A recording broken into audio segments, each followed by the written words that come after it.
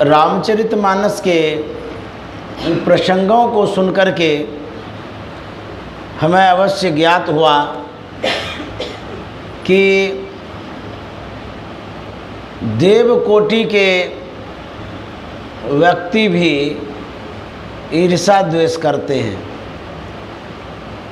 क्योंकि भगवान श्री राम का जब प्रसंग सुने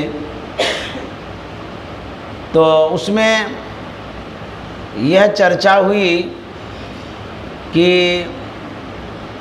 भगवान श्री राम का राज्याभिषेक होने वाला था।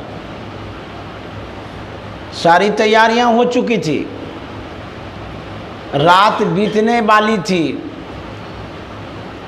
रात बीतते ही प्रभात को प्रभु श्री राम के सिर पर मुकुट आने वाला था, चढ़ने वाला था। अयोध्यावासी प्रसन्न थे, खुशी मना रहे थे, लेकिन उसी वासियों में से कुछ ऐसे भी थे जो नहीं चाहते थे कि भगवान श्री राम को मुकुट मिले।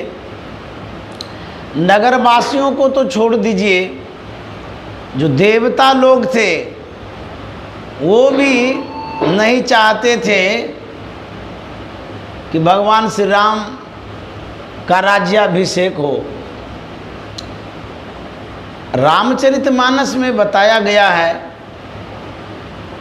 कि जो कुटिल स्वभाव के थे वो यही सोच रहे थे कि प्रभु श्री राम को राज्याभिषेक ना हो, राजा न बने। तो जब देवता कोटि के अंदर इतनी कुदृष्टि, कुभावना, वैमनस्यता हो तो सर्वसाधारण को क्या कहिएगा। समाज में जब किसी की वृद्धि होती है, चाहे धन में, प्रतिष्ठा में, किसी भी चीज़ में, तो कुछ ऐसे भी वर्ग हैं जिनको खुजली हो जाती है, जलन होता है, डाह उत्पन्न हो जाता है उसके अंदर में, इसका विकास ना हो। तो ये शुरू से ही परंपरा रही है हमारे अंदर में।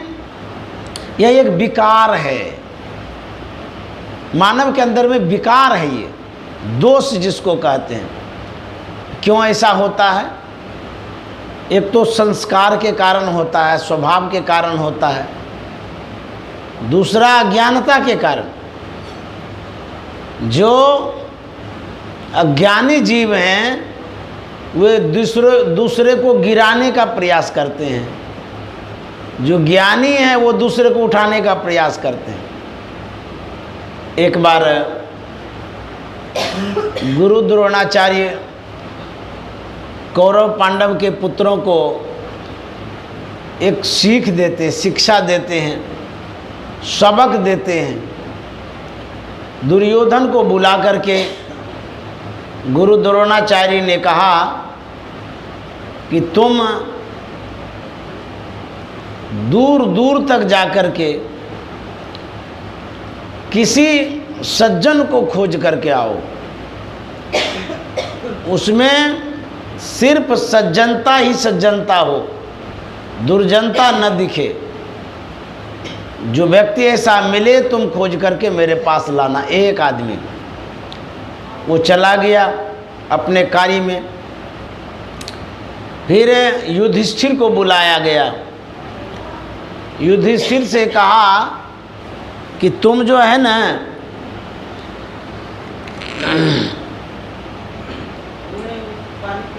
ले लीजिए, तुम जो है कि किसी दुर्जन को खोज करके लाओ जिसमें सज्जनता नाम की चीज नहीं रहे,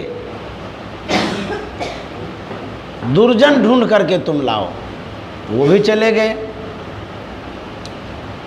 युधिष्ठिर जी महाराज दुर्जन खोजने गए और दुर्योधन सज्जन खोजने गए। दुर्योधन जिस व्यक्ति से मिलता था, सज्जनता तो थी ही, लेकिन उनके अंदर में कहीं न कहीं कुछ न कुछ अंश रूप में दुर्जनता भी मिलती थी। एक को ढूंढा, दूसरे को, तीसरे को, चौथे को देखा, सज्जनता थी लेकिन किसी न किसी रूप में दुर्जनता नजर आ जाती थी। रिक्त हाथ आए, खाली हाथ आए, गुरुदेव से कहा कि मुझे एक भी सज्जन नहीं मिले। जिनको भी मैं चयन करता था, चुनता था, ये सज्जन हैं, उनमें अवगुण दिखता था तो मैं छोड़ दिया। फिर कुछ देर में युधिष्ठिर जी महाराज आए। युधिष्ठिर जी महाराज भी खाली आए। गुरु द्रोणाचार्य ने कहा कि तू भी खाली आया, तुमको कोई दुर्जन नहीं मिला। युधिष्ठिर जी महाराज ने कहा दुर्जन मिला, अनेक मिला, लेकिन आप यह कहे थे कि किसी भी व्यक्ति में दुर्जन ही दुर्जन हो उसको ढूंढ के लाना, सज्जनता नाम की चीज़ नहीं होनी चाहिए। तो मैंने देखा कि दुर्जन में सज्जनता भी है, इसीलिए मैं खाली हाथ आ गया। वहाँ पर गुरु द्रोणाचार्य ने सिखाया, समझाया इन लोगों को कि जो व्यक्ति जिस भावना के होते हैं तदनुरूप उनको वैसा नजर आता है। दुर्योधन दुष्ट प्रवृत्ति का था तो सज्जन में भी दुर्जन वो देखते थे। युधिष्ठिर सुष्ट प्रवृत्ति का था, अच्छे प्रवृत्ति का था, सज्जन प्रवृत्ति का था, तो दुर्जन में भी उनको सज्जन दिखाई देता था। जिनकी रही भावना जैसी, प्रभु मूरत देखई तिन तैसी। भावना पर डिपेंड करता है कि आप किस प्रवृत्ति के व्यक्ति हैं, किस भाव के व्यक्ति हैं, किस विचार के व्यक्ति हैं, किस गुण स्वभाव संस्कार के व्यक्ति हैं। आप जिस स्वभाव के होंगे दूसरे को भी अपने स्वभाव के अनुरूप ही आंकेंगे, जांचेंगे, परखेंगे। एक गुरु चेला था, वह किसी जगह जा रहा था। गुरुजी के हाथ में एक छड़ी थी, घुमाते हुए जा रहे थे। चेला ने पूछा कि गुरुदेव ये छड़ी घुमाते रहती, कौन सी छड़ी है? गुरुजी ने कहा चमत्कारिक छड़ी है। बोले इसमें कि कड़ची है, लकड़ी है, इसमें चमत्कार क्या हो सकता है? बोले हाँ है, ये मेरी छड़ी है, गुरुजी की छड़ी है, साधारण छड़ी नहीं है। हमारे गुरु महाराज भी छड़ी रखते थे, टेढ़ी छड़ी, बोगले टाइप की, आप देखे होंगे। नीम की छड़ी होती थी। हाँ, वो छड़ी संत की छड़ी है। जानते हैं कैसी छड़ी होती है? कबीर साहब ने कहा है, गुरु ने मोहि दीन्ही अजब जरी, सो जड़ी मोहि प्यारी लगत है, अमृत रसन भरी। गुरु ने मोहि दीन्ही अजब जरी, पाँचों नाग 25 नागिन, सुंगत तुरत मरी। कहते हैं वो जो छड़ी है उस छड़ी से अज्ञानता को मारते हैं गुरुदेव। ज्ञान की छड़ी, शिक्षा की छड़ी।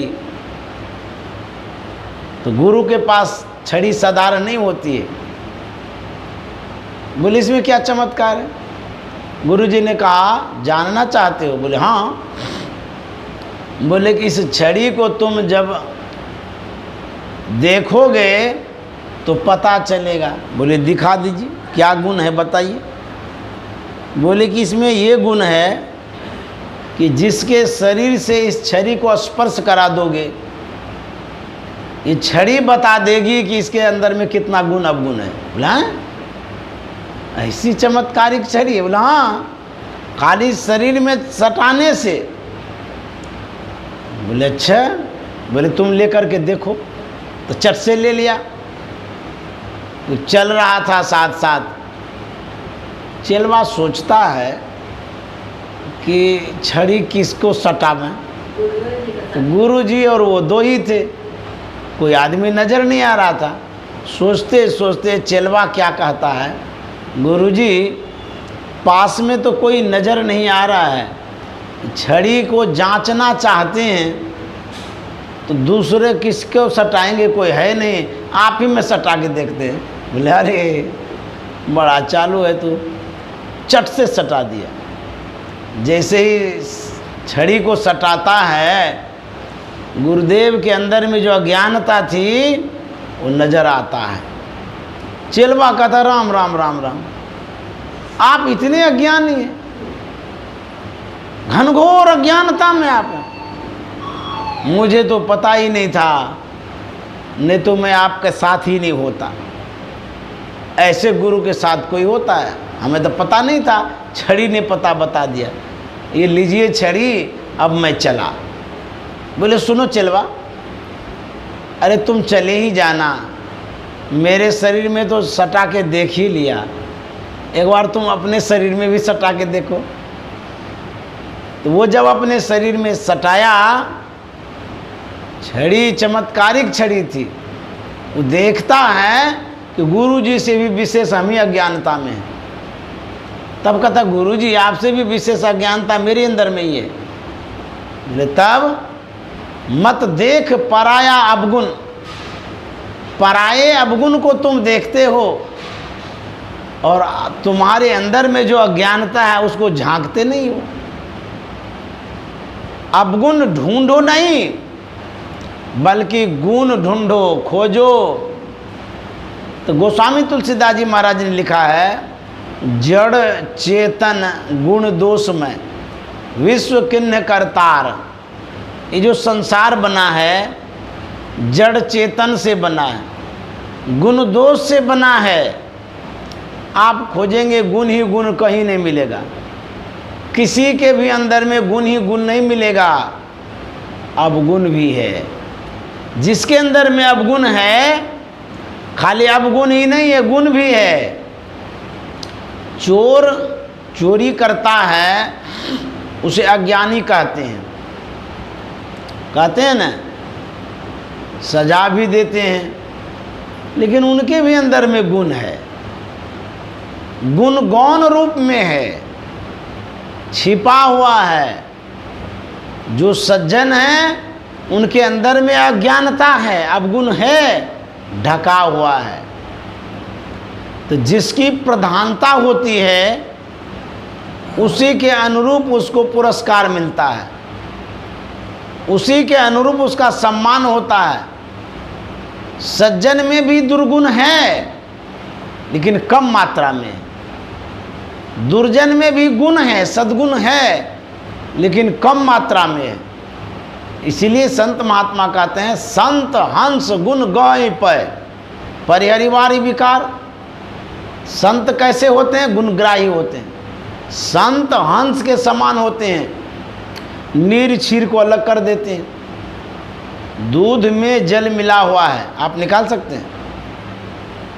मुश्किलें है निकालना, नहीं निकाल सकेगा। लेकिन हंस में ऐसा गुण है कि वो निकाल लेता है। उसी तरह से जो संत होते हैं, जो सज्जन होते हैं, समझदार जो होते हैं, कहते हैं कि गुण को ग्रहण करता है, गुण ले लेता है, अब गुण को छोड़ देता है। हम लोग भगवान श्री राम के चरित्र से सीख सकते हैं, समझ सकते हैं वो कितने गुणग्राही थे। एक बार का प्रसंग है, प्रभु श्री राम रावण से युद्ध कर रहे थे।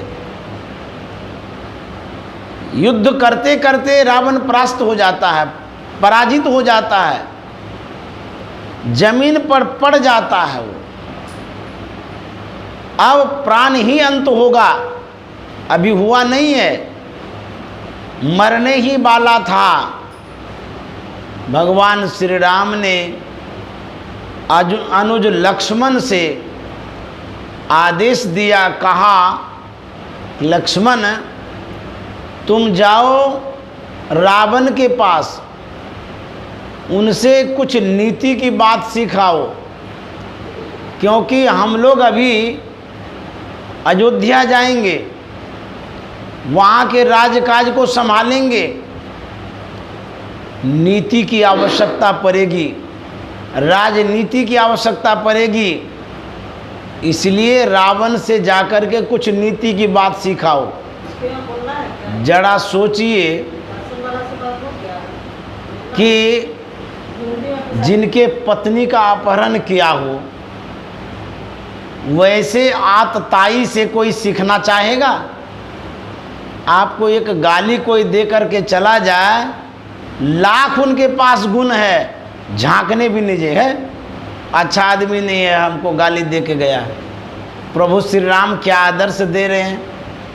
प्रभु श्री राम यहाँ समझा रहे हैं, हम लोगों को सिखा रहे हैं, दिखा रहे हैं कि देखो, यदि दुश्मन के पास भी दो ज्ञान की बात हो तो सीखाओ, सीख लो, क्योंकि ज्ञान तुम्हारे काम का है।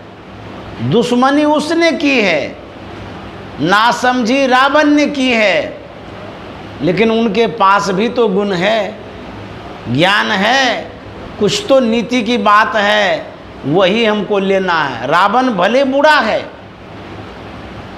आज तक घृणा के दृष्टि से हम लोग देखते हैं, जानते हैं, नाम भी नहीं लेना चाहते हैं। रावण नाम कोई रखना भी नहीं चाहता अपने बेटे का, कोई रखा है? इतना निकृष्ट नाम,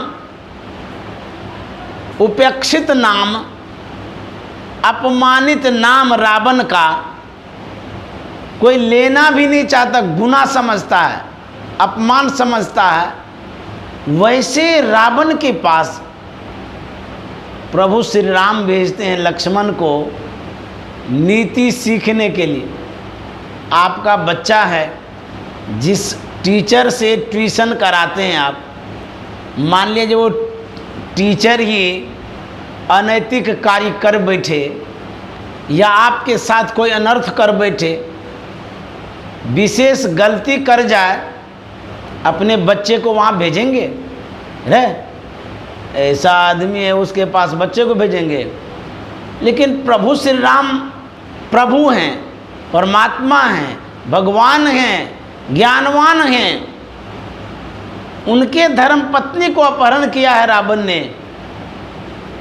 तब भी देखिए भगवान श्री राम भेजते हैं सीखने के लिए।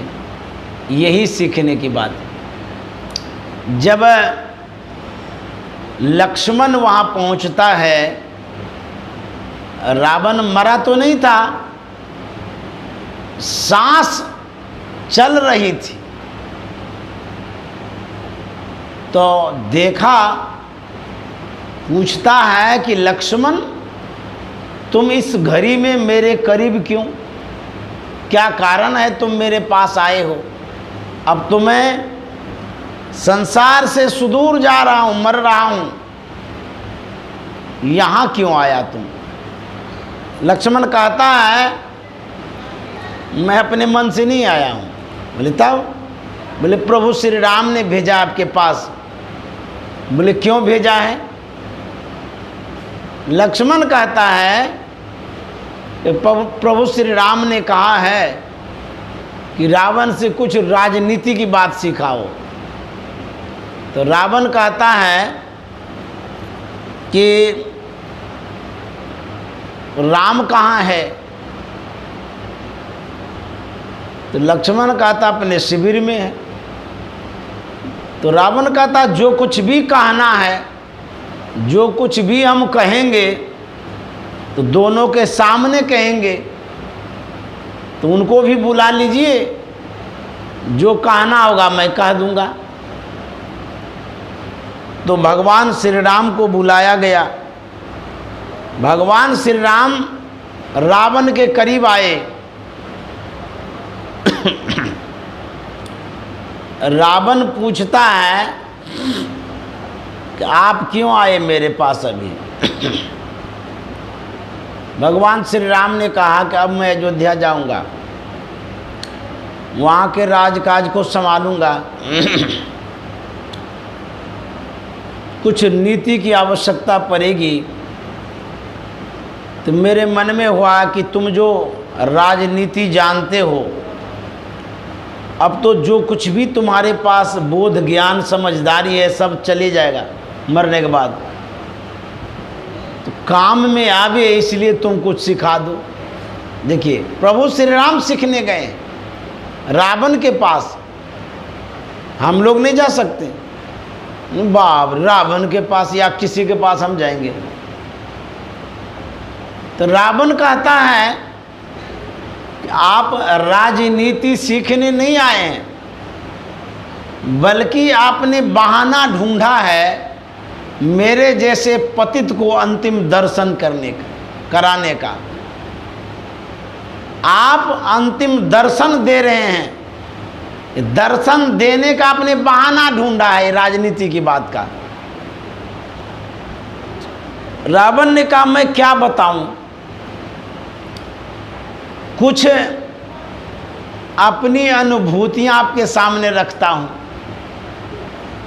रावण कहता है कि मैं एक बार नरक गया था, वहाँ पर नरकवासियों की यातनाओं को जब देखा तो मेरे मन में बड़ी पीड़ा हुई, बड़ा दुख हुआ, बेचैनी हो रही थी उनके दुख दर्द को देखकर। तत्क्षण मैंने विचारा कि ये जो नरक बना हुआ है, यहाँ सबको यातनाएं दी जाती हैं। ऐसा करते हैं नरक से स्वर्ग तक सीढ़ी बना देते हैं, सब चढ़ करके चला जाएगा, कोई नरक में रहेगा ही नहीं। रावण सामर्थ्यवान था, सशक्त था, सबल था, सिद्धि थी उनके पास, चाहता तो कर सकता था, लेकिन अंदर में जो कुसंस्कार है वो शुभ कर्मों को करने ही नहीं देता है। रावण उसी समय सोचता है अभी क्या है, कर लेंगे ना, मेरे मुट्ठी में है ये सब काम, जब चाहेंगे तब कर लेंगे। लेकिन व्यक्ति यह नहीं जान पाता है कि कल हम रहेंगे कि नहीं रहेंगे। कल के भरोसे आप यदि कोई कार्य छोड़ देते हैं, पूरा कर पाएंगे कि नहीं कर पाएंगे संशय है, बड़ा मुश्किल है। तो रावण सोचता है कि अभी क्या है, कल कर लेंगे,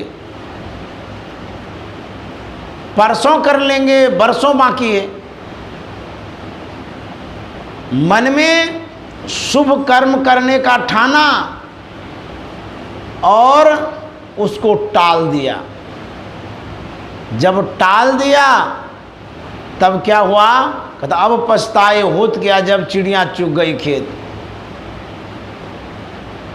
रावण कहता है कि मैं समुद्र किनारे गया, अगाध जल राशि को देखा, समुद्र में अथाह जल है लेकिन खारा, अपेय, पीने योग्य नहीं है। मेरे मन में होता है इतनी जल राशि है, यदि ये शुद्ध हो जाए और पेय हो जाए, पीने योग्य हो जाए, कितने जीव जंतु को लाभ मिलेगा। इसीलिए इसको क्षीरसाई बना देते हैं। मन में शुभ कर्म करने को ठानता है लेकिन करता नहीं है। वैमनस्य मन, मद में चूर मन, अहंकारी मन तुरंत बदल जाता है। कोई कोई व्यक्ति समाज में ऐसे भी होते हैं जो वादा तो करता है, निभाता नहीं है। अभी आपके सामने बोल के गया, पीछे जाके बदल जाता है। ऐसा होता है। मन में जो कुछ करने को ठाना, उसको समय चुकते ही बदल जाता है। हाँ, आपको आश्चर्य लगेगा, ऐसा व्यक्ति तो ये था नहीं, हमारे सामने आकर के कुछ, पीठ पीछे कुछ। तो संस्कार भी होता है इस तरह का, संस्कार बस भी ऐसा होता है। और एक एक आदमी का इतना खराब संस्कार होता है, आपसे मीठी मीठी बातें करेगा, कुछ लेना देना करेगा, और उसके बाद जब लेना देना हो गया, अब उसको पिछाड़ते रहिए, कुछ नहीं मिलने वाला है। काहे के लिए आपको देगा? यदि आप मांगिएगा, हाँ हाँ दे देंगे ना, विश्वास तो रखिए, भरोसा रखिए मेरे ऊपर। अब कब देंगे? कोई डेट नहीं। डेट भी देता है, अच्छा इस डेट में तो नहीं दे सकेंगे, दूसरे में देंगे। ऐसा भी आदमी होता है। कोई कोई ठानता बहुत कुछ है करने का, कर नहीं पाता है। सोचता है कि इस समय ऐसा करेंगे, दूसरे ही क्षण मन बदल जाता है। और समय जाते जाते जाते इतना कुछ समय करीब आ जाता है, वह शुभ कर्म कोसों दूर पीछे छूट जाता है। जो ठाना था पहले करने का, उस स्थिति में आ जाता है, उससे न माया मिली न राम दुग्ध गए प्राण, कुछ नहीं हो पाता। रावण की यही स्थिति है। रावण समुद्र के किनारे जब गया, वह सोचता जरूर है कुछ करने का, लेकिन अपनी सोच को ढीला छोड़ देता है, दृढ़ता नहीं लाता है, कमजोर बना के रखा है। सोचता कि अभी क्या है, हमारे हाथ में तो वरुण देवता है, जब चाहेंगे तब इसको हम बना सकते हैं क्षीरसाई। वहाँ से वह लौटता है, यथास्थान जाता है। एक समय आता है, घटनाएं घटती हैं, सीता का वो हरण करता है, पर स्त्री का हरण करता है, जघन्य अपराध करता है, पाप करता है, अन्याय करता है। जिस समय आप पाप करते हैं, न पंडित से पूछते हैं, न पुराणों की बात जानते हैं, न मानते हैं। पाप करने में कोई वेद शास्त्र नीति को न देखते हैं न समझते हैं। पुण्य करने में जरूर सोचते हैं 4 बार कि बेटी की शादी है, कौन लगन में करेंगे, घर का उद्घाटन है, किस तिथि में करेंगे। गजब कहानी है। शुभ कर्म को करने के लिए तिथियां, मान लिया जाए आपने तिथि निकाली 2022 की, और उसी के बीच में दुर्घटना घट गई, तो क्या वो कर्म कर सकेंगे, शुभ कर्म कर सकेंगे? नहीं हो सकता है।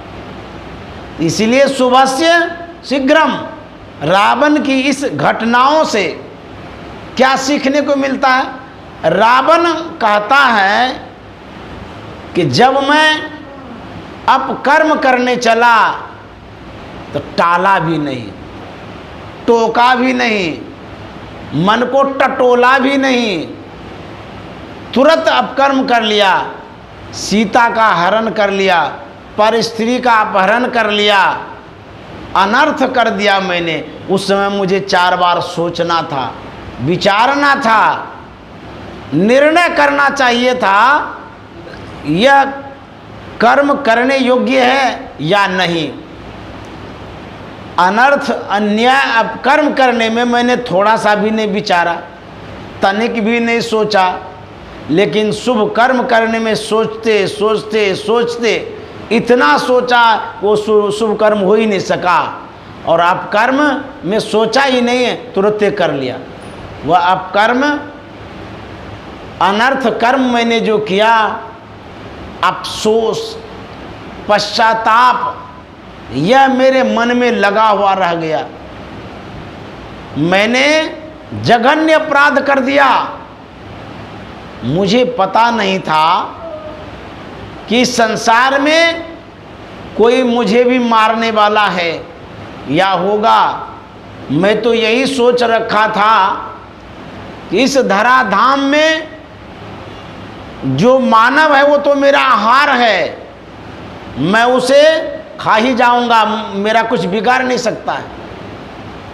लेकिन आज मैं मानव के द्वारा ही मरणांत अवस्था में पड़ा हुआ हूँ। मैं इतना ही कहूँगा, शुभ से शीघ्रम, जो शुभ काम हो उसको शीघ्र कर लीजिए, जो अशुभ काम हो उसको टालते टालते टाल दीजिए, क्योंकि शुभ काम को यदि छोड़ दोगे तो फिर अशुभ काम ही होते चला जाएगा और यहाँ से पश्चाताप लेकर के जाएंगे। रावण ने कहा था शुभ काम को शीघ्र करो, और भगवान श्री राम ने इस प्रसंग से बताया, सिखाया, समझाया कि दुश्मन के पास भी यदि ज्ञान हो तो ले लेना चाहिए। ये राम ने सिखाया, श्री राम ने सिखाया, प्रभु राम ने सिखाया। तो जिनकी रही भावना जैसी, अब प्रभु मूरत देखई तिन तैसी। आपकी जो भावना है उसी के अनुरूप आपको सब कुछ नज़र में आएगा। इसलिए अपने आप को शुद्ध भावना, पवित्र भावना के अंतर्गत रखी। तो भगवान श्री राम का राज्याभिषेक होने वाला है। कोई तो कह रहे हैं कि राज मुकुट पहनाया जाएगा, राज तिलक होगी, और कोई सोच रहे हैं कि नहीं हो चला जाए। तो इस तरह की बातें समाज में भी होती रहती है। यदि आप अच्छा कर्म करने जा रहे हैं, कोई तो आपको हेल्प करेगा, मदद करेगा, सहयोग करेगा, और कोई ऐसे भी गिद्ध दृष्टि लगा के रखा है इसका यज्ञ सफल ना हो, बिगड़ जाए।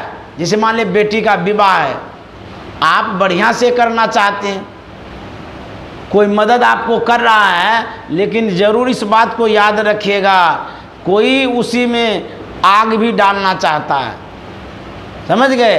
कोई उसको विध्वंस करना चाहता है, बिगाड़ना चाहता है। आपको पता नहीं चलता किस रूप में वो आएगा। दानव, बिगाड़ने वाला राक्षस, बिगाड़ना भी चाहता है, उजाड़ना भी चाहता है आपको। लेकिन यदि आपके अंदर में दृढ़ता है, तटस्थता है, समर्पण है, सद्गुरु पर विश्वास भरोसा है, तो जो भी विघ्न बाधाएं हैं वो टलती भी है, काटते भी हैं सद्गुरु। इसीलिए उनका नाम है संकट तारण सद्गुरु जी। जो सद्गुरु होते हैं वो संकटों को टालते हैं। इसलिए बाधाएं आती हैं, चिंता नहीं करनी है, ऐबे करेगी। जब भी आप शुभ कर्म करिएगा, किसी न किसी रूप में बाधाएं आएगी, आती ही है। इसलिए उससे घबराना नहीं है। श्री सद्गुरु महाराज की जय।